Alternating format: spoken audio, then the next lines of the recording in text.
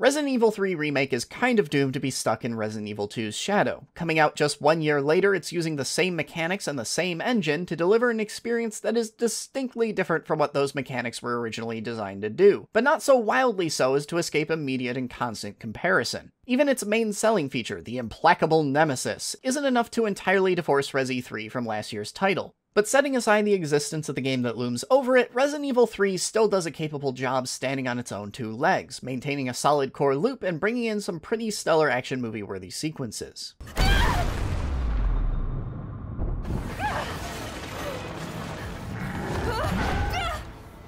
As always, I'm Alex, and this is First 5, where I ask if games are worth your time, not your money. I played a game for 5 hours, and I'm gonna tell you if those were 5 hours well spent. And today we're fighting our way through Raccoon City in Resident Evil 3.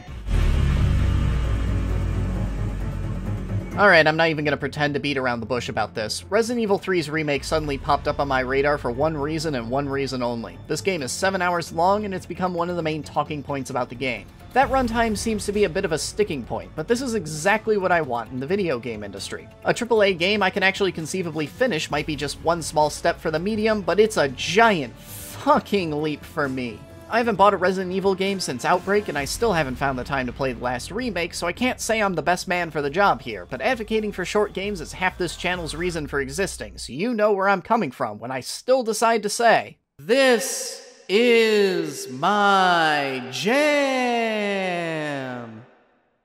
So, now that I've picked my hill to die on, how's the actual game? Hello? Jill, are you okay? Brad, is that you? Listen, you gotta get out of there. What are you talking about? I don't have time to explain. You gotta get out of there right now. All right, let me grab my...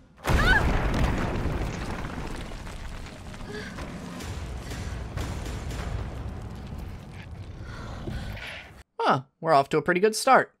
It's not a surprise since it's literally in the original's name, but Nemesis kind of feels like this game's raison d'etre. He gets introduced within the first 5 minutes, you spend half the game getting punched in the back of the head by him, and he gets multiple set pieces devoted to him. Suffice to say, this guy's the main selling point. And overall, he's pretty alright.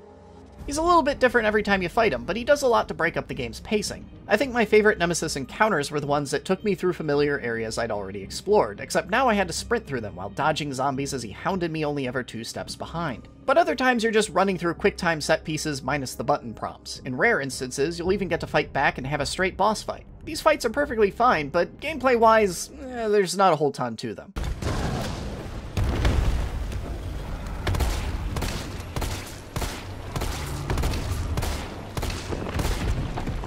Cinematically speaking, however, it's a whole different matter. The Carlos!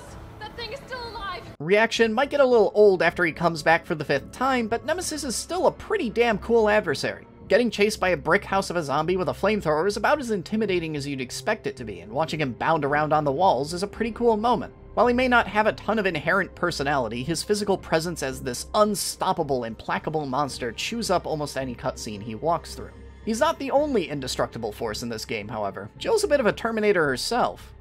Half this game is Jill falling from wince-inducing heights, moaning miserably on the concrete, and getting back up again to run through cinematic platforming sections. Between the absolute worst night that Jill is going through, the more action-focused pacing of the game, and heck, even the mussed-up white-blue tank top combo, I'm getting some real modern Tomb Raider vibes here. But you also get to spend half the game playing as Carlos, the hot guy with a gun who'll move heaven and earth to make sure Jill survives.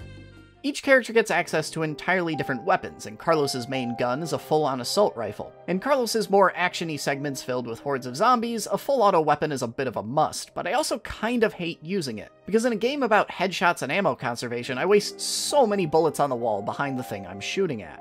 Outside of those points, however, this game's got the same template as Resident Evil 2's remake did. Zombies are still legitimate beefy threats that can take anywhere from 2 to a half dozen headshots to put down, and they still get up again after you've killed them. And even if areas are a little linear, there's still navigational puzzles that require you to go discover X key to open Y door, and even regularly require you to unlock shortcuts or backtrack to open locked chests earlier in the level. This isn't a complete departure from the last Resident Evil, but it is an experience that is distinctly different from what the previous Resident Evil was going for. And sometimes it can almost feel like the gameplay elements carried over from Resident Evil 2 hold this game back from what it wants to be, and maybe it should have been more of a departure. You quickly learn to shoot first and only dodge to conserve ammo under the most favorable of circumstances, and sitting there ploddingly planting your feet and putting 4 to 5 bullets with your handgun into every zombie you meet can really drag the tempo down when there are 5 zombies to a room and they get back up again every time you backtrack. I want to be entirely clear that it's not enough to ruin the game or make the gameplay unfun. It still works, but there is a mildly uncomfortable push and pull between the old and new here.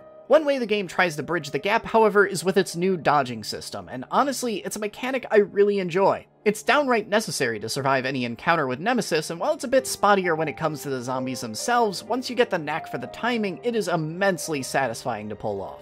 And yet, it's the moments spent away from Nemesis, when there isn't a single normal zombie on the screen, that Resident Evil 3 has these little isolated set pieces that are cool as shit.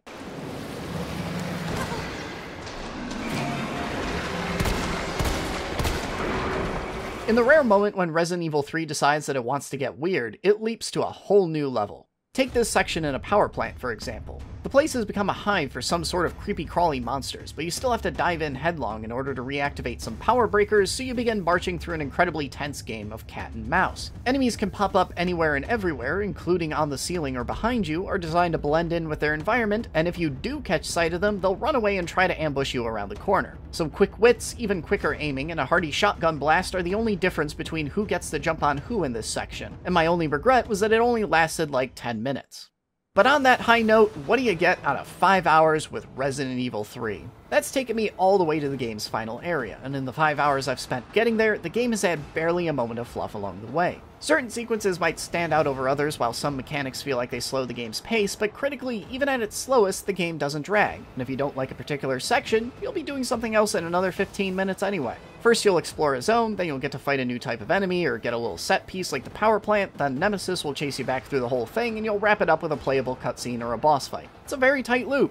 Overall, Resident Evil 3 doesn't hit the same peaks as its predecessor, but not every title has to be Game of the Year material. This is still a solid showing, and at rare moments, even a triumphant one.